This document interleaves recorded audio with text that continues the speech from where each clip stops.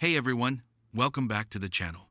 Today, we're checking in on Zac Efron, the actor who rose to fame in High School Musical and has been redefining himself ever since.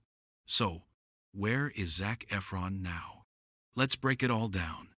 Zac Efron first exploded onto the scene in the mid-2000s as the lead in High School Musical.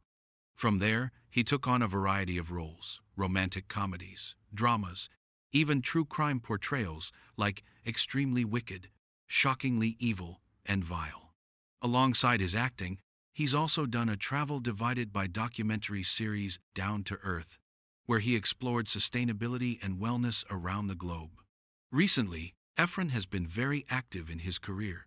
He was seen on film sets, showing off a heavily muscled physique and a striking blonde hair transformation, catching attention from fans and media alike. He's also been cast in several new projects: a comedy with Will Ferrell for Amazon MGM, and he's set to star in Famous, where he'll play dual roles. Another one on his slate is Judgment Day, an upcoming film that's currently in production.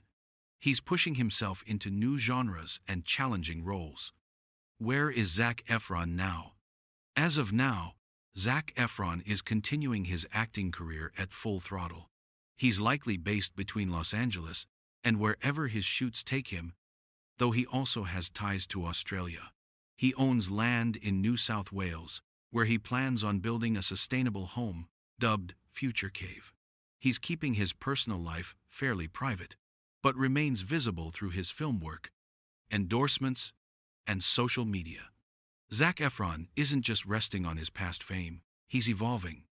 With a bold new look, several projects in the pipeline, and interest in sustainable living and property development, he's shaping his next chapter on his own terms. Wherever he is, it's clear this isn't the end of his story, just another act.